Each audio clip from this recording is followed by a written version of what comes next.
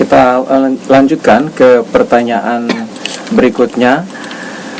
Shalom Pak Pendeta, saya mau tanya, apakah orang yang membunuh itu sungguh-sungguh berdosa? Sedangkan saya pernah mendengar bahwa seseorang yang mati karena terbunuh itu karena Tuhan ingin orang tersebut mati dengan cara terbunuh.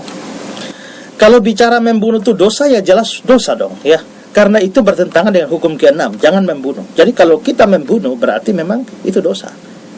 Nah, tetapi kalau saudara bicara dengan bahwa seseorang yang mati terbunuh itu karena Tuhan ingin orang tersebut mati dengan cara itu, maka itu sudah sudut pandangnya lain.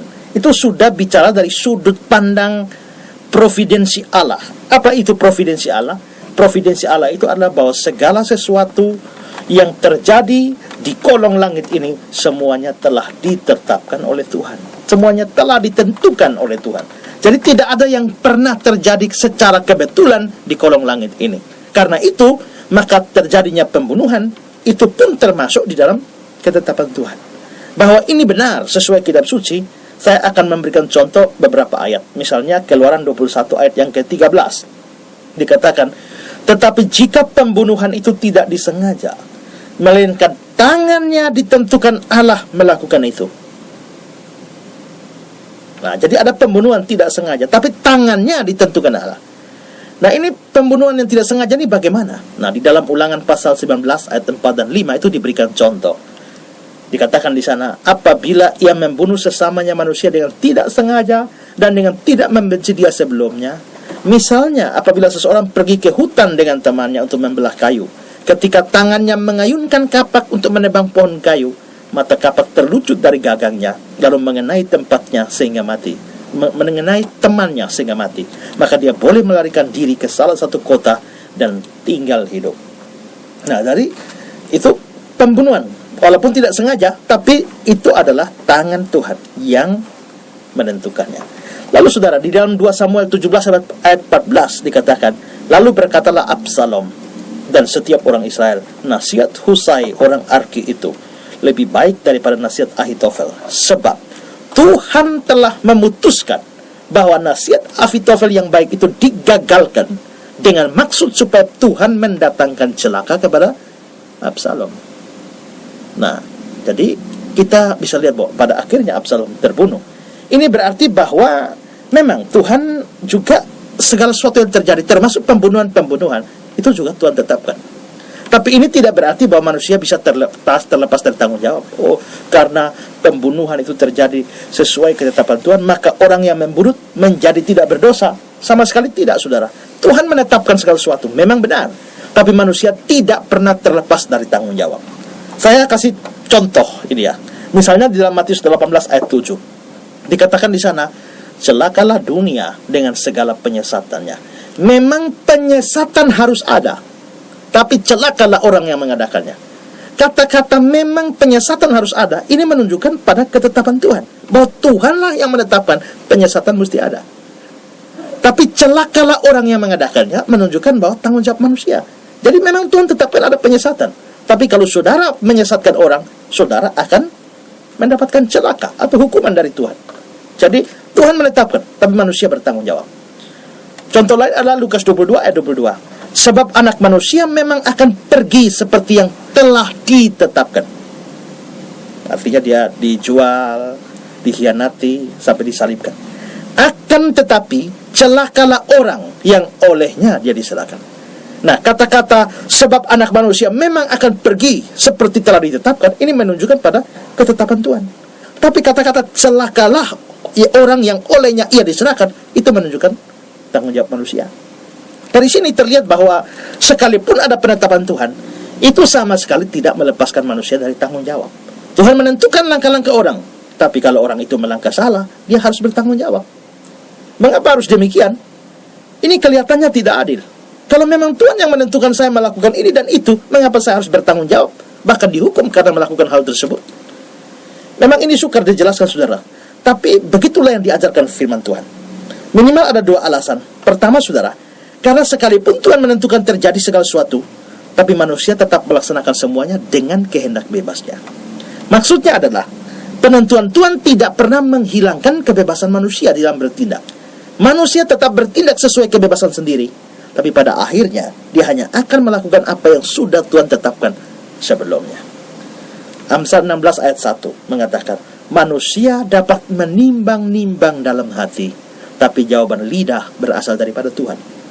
Kata-kata jawaban lidah berasal daripada Tuhan, ini menunjukkan adanya ketetapan Tuhan. Tetapi kata-kata manusia dapat menimbang-nimbang dalam hati menunjukkan ada kebebasan manusia di dalam bertindak, di mana dia bisa menimbang-nimbang. Jadi sekalipun ada ketetapan Tuhan, tetapi kebebasan manusia tetap ada. Amsal 16 ayat 9, hati manusia memikir-mikirkan jalannya, tapi Tuhanlah yang menentukan arah langkahnya. Nah, kata-kata Tuhanlah yang menentukan arah langkahnya menunjukkan adanya ketetapan Tuhan.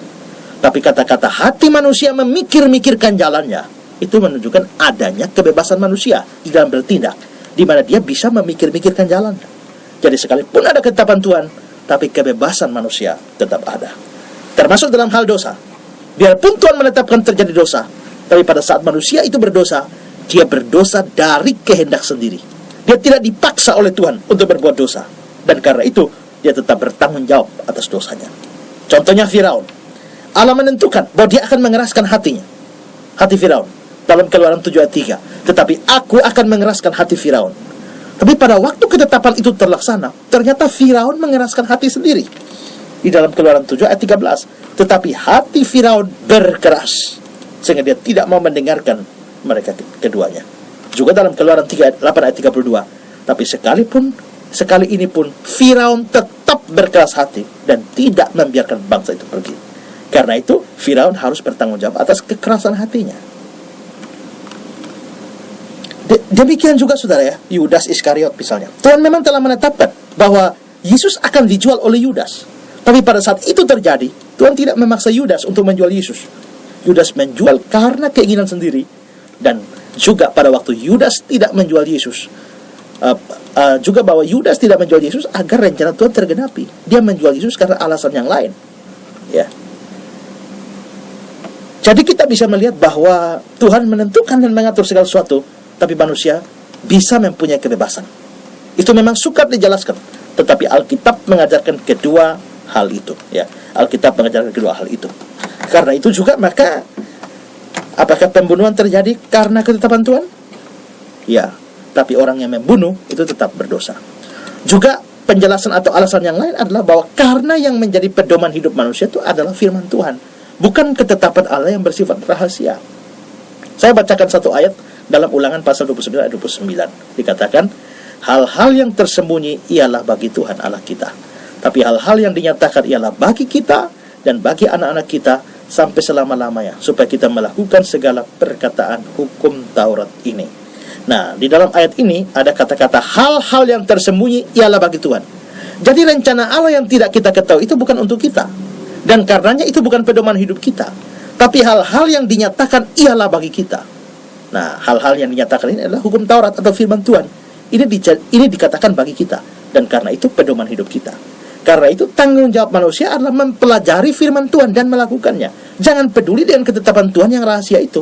Itu bukan itu urusan Tuhan, bukan urusan kita. Urusan kita adalah melakukan seperti yang ada dalam firman Tuhan. Jadi, sekarang, apakah ketika kita memikirkan untuk membunuh orang, apakah kita boleh membunuh dengan pikir, toh mungkin Tuhan sudah tetapkan dia dibunuh oleh saya? Kalau itu sudah terjadi, memang itu ditetapkan oleh Tuhan. Tapi dari mana saudara tahu bahwa memang saudara ditetapkan untuk membunuh orang? Saudara kan tidak tahu, itu rahasia. Kalau tidak tahu, jangan jadikan sebagai standar hidup, pedoman hidup. Yang harus dijadikan sebagai standar hidup adalah firman Tuhan, yaitu hukum ke-6, jangan membunuh. Nah, karena itu taatlah, jangan membunuh. Pada saat saudara membunuh orang, maka itu memang sudah terjadi karena ketetapan Tuhan. Tapi saudara melanggar firman Tuhan dalam hukum ke-6, saudara tetap berdosa. Jadi kalau ditanya, apakah membunuh dosa? Ya.